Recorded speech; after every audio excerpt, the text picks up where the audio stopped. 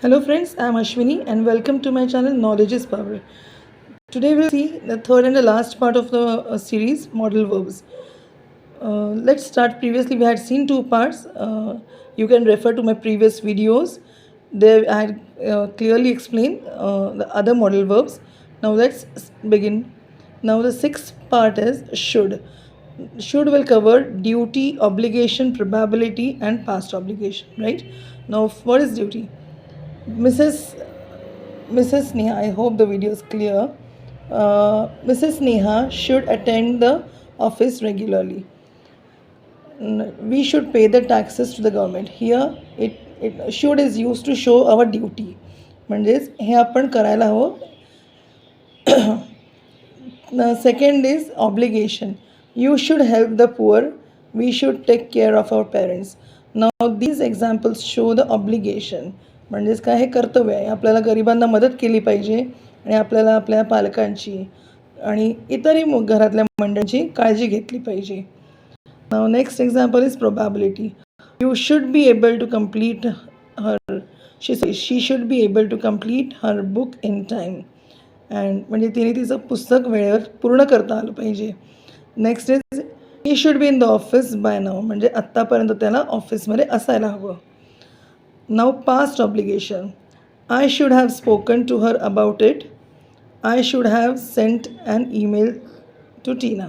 I should have spoken to her about it म्हणजे मला तिच्याशी ह्या विषयाबद्दल बोलायला हवं होतं. आणि I should have sent an email to Tina म्हणजे मला ईमेल पाठवायला हवा होता. ठीक आहे. Now next is must. Now seventh part is must. Obligation. You must tell me the truth म्हणजे तू मला खरं सांगितलं पाहिजेस. शी मस्ट लर्न इंग्लिश म्हणजे तिने इंग्लिश शिकलंच पाहिजे. नाहीतर duty. You must vote. You must take care of you must take care of your family. What is this? Must आपण कधी वापरतो म्हणजे हे केलंच पाहिजे. जेव्हा आपण आहे म्हणजे 100% हे हॅज टू बी डन तेव्हा आपण मस्ट हे वापरतो. Next is after the obligation and duty the next part is necessity. Now necessity म्हणजे काय? गरज.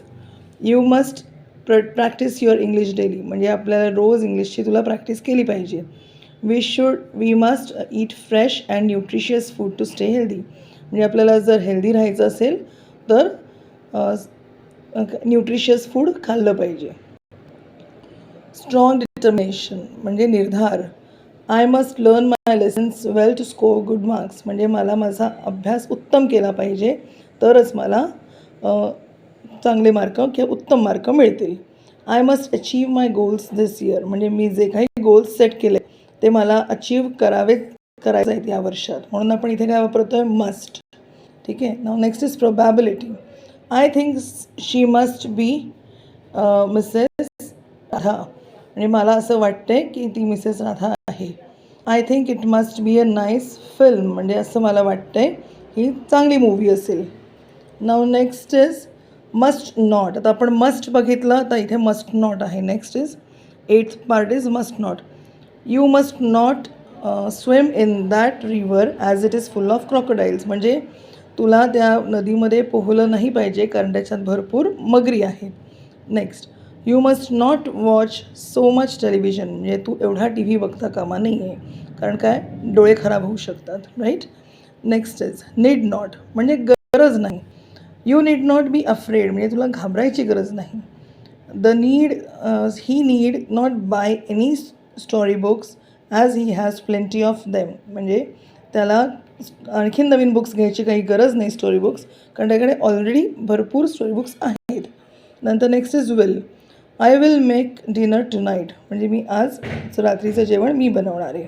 आणि will you please arrange these flowers for me म्हणजे तू हे फुलं माझ्यासाठी अरेंज करशील का? नेक्स्ट